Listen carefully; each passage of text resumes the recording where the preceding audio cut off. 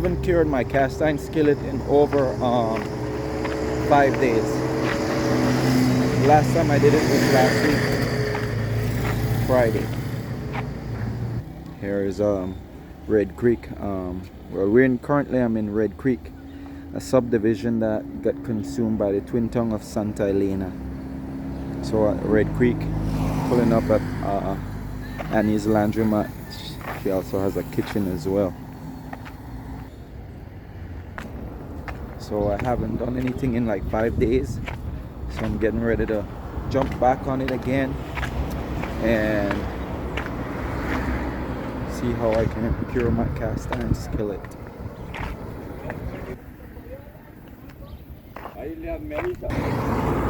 So the line is kind of busy. A couple people ahead of me. Just trying to get some vegetables. I was aiming for some carrots, eggplant, maybe bell pepper. Carrots got domesticated roughly about 9 to 1000 BCE. Eggplant about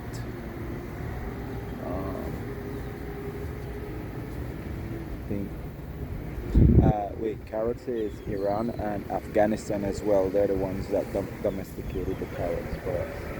Eggplant is in Asia, India.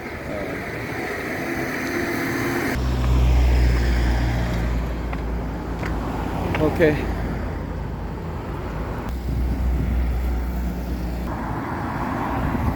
This is another great store that I love, Lynn's Hardware. I love going in there. I know I get my treat. Well, the guy seems genuinely, honestly and sincerely super friendly. So if you see the video, tell him Empowered by Roots Work sent you. Tell him Mr. Smiley Son sent you.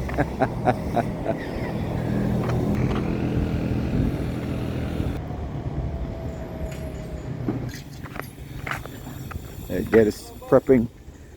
Right on, guy, right on. They're prepping to do their chain wall, I guess, and get ready for flooring.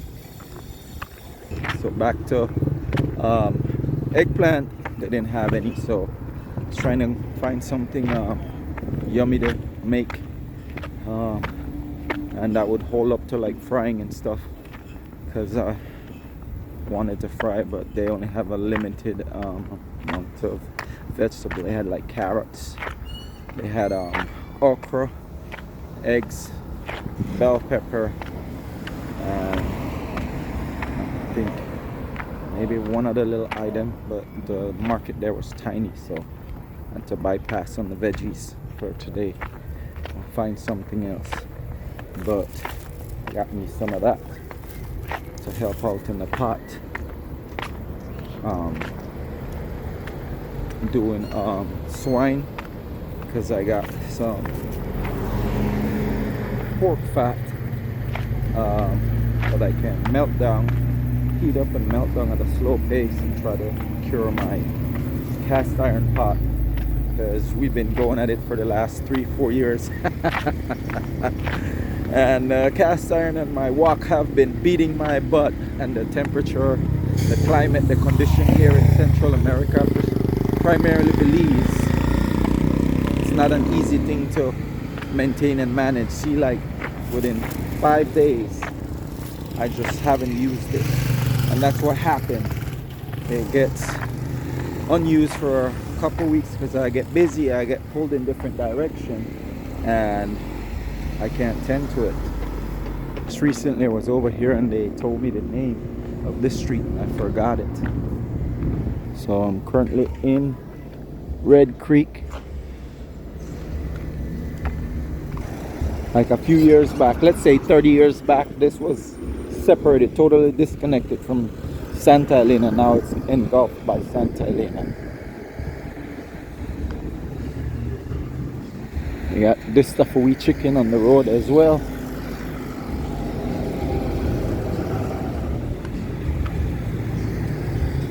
So you got chicken, pork, goat, sheep, and cow that was domesticated over 10,000 BCE ago. World Cup is in full effect. I can't tell if this family here, if they're supporting Colombia or Argentina, or maybe the household is divided. Half of the family is going for Argentina and the other half is going for Colombia. I'm not with Argentina, with Messi doing that rough tackle the other day, getting away with it without getting a red card, and then a US the striker for the USA did the same exact thing, just that Messi had eye contact. He made eye contact with the guy's body and his legs, and he didn't get red card. This guy was, you could clearly see that it was accidental and he wasn't trying to like harm the guy, and he got a red card. Then you got Vinicius Jr. Goal attempt with FIFA getting, you know, flagged and taken back. Now we're all entitled to cheer and root on the different teams and players that we claim and we want to support. There's nothing wrong with that, but fair play should be fair play. You know, we saw one guy got injured, and it's all a part of the game as well. But you know, just support who you support and just pay attention for fair play and let it be legal. You know, if you're gonna do this for one, you do it for all. Don't limit it, and that's life. You know, we get to choose and decide how we make things go. Okay, so now I'm getting ready to pull out my cast iron. Like I said, swine was domesticated roughly 10,000 BCE back in Asia, in different parts of the world.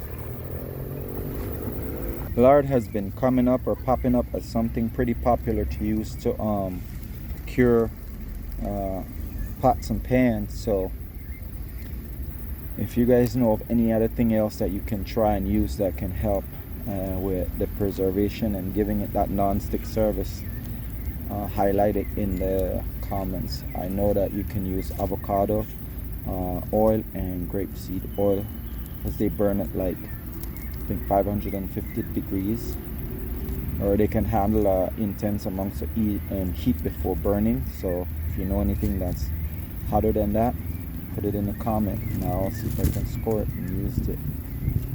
Several different people have taught me this trick. I've seen it done in Costa Rica when I was living there, and I just recently got reminded of it this past couple of days by a family member doing it. I've had people all over Central America show me this technique. Sometimes when I do this it takes a lot of attempt. This is my first attempt I got it to go, so now I gotta rush and go get the cast iron. Like I stated, I haven't cured it in the last 5 days, and I need to get some oil on it and secure it. I don't even have, I think I just have a tiny dab of oil in there. I need to get some oil in there. I spoke too soon. A heavy gust of wind came in and put it out.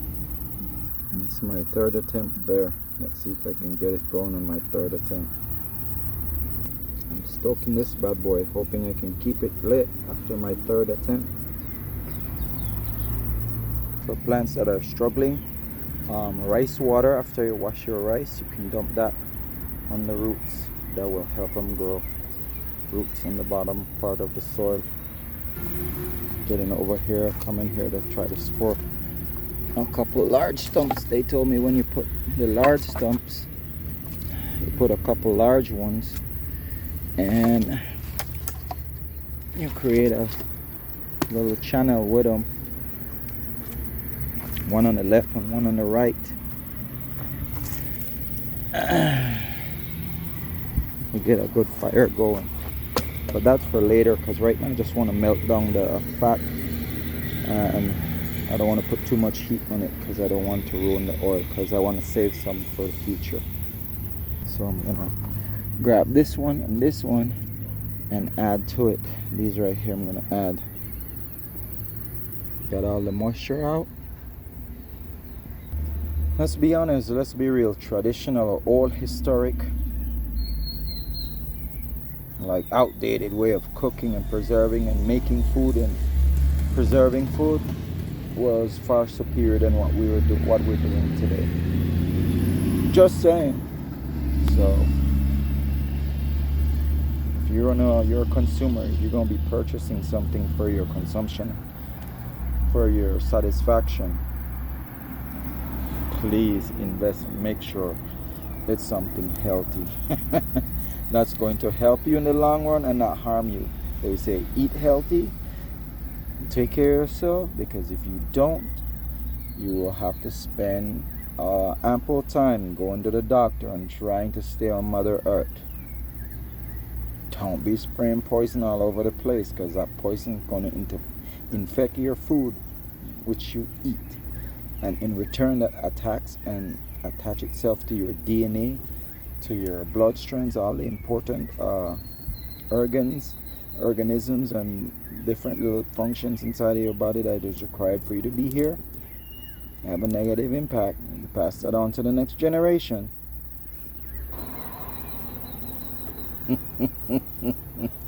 Yum yum. And you can flavor it. You can add cinnamon sticks, cinnamon powder, black pepper kernel, clove, star anise, thyme, cumin, chili powder, whatever you want. You can flavor this stuff and make it even healthier.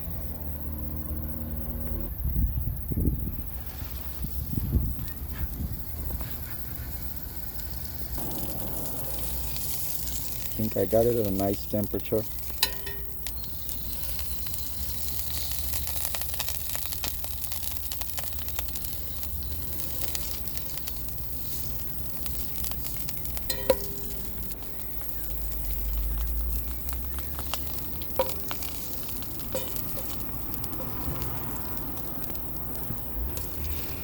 Bone broth.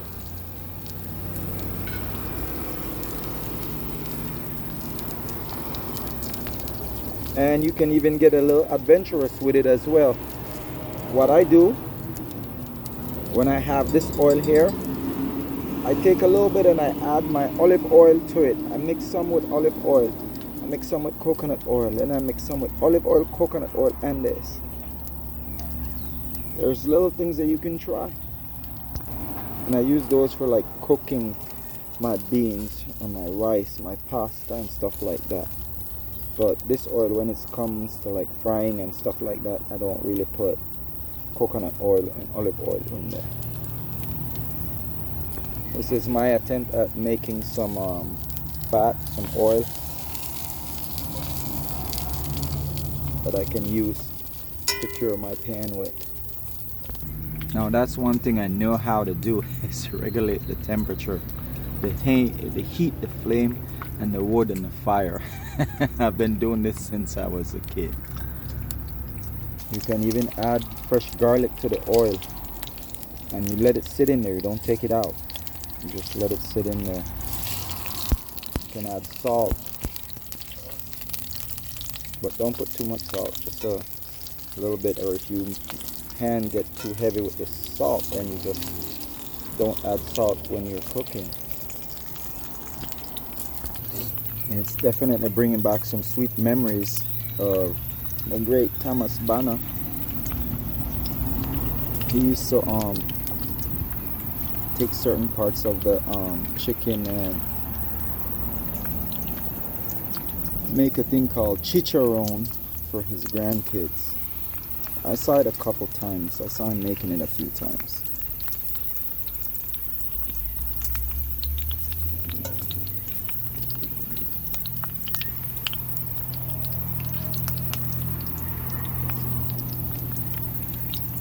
With an open fire, open flame, you gotta place the heat directly in the center of the pan and then let it flare out to all ends. When you're doing it on a gas operated or electric stove, you just gotta make sure every now and then you pay attention to the heat, and you try to like either get it as low as you can. And if you don't have that option, Sometimes you just gotta turn it off when it gets too hot so you don't scald or burn the oil. You want to do it low temperature, super low temperature. This point right here, this is where I get ready to add some salt to it, just a pinch to help flavor up the oil. I'm debating on whether I want to.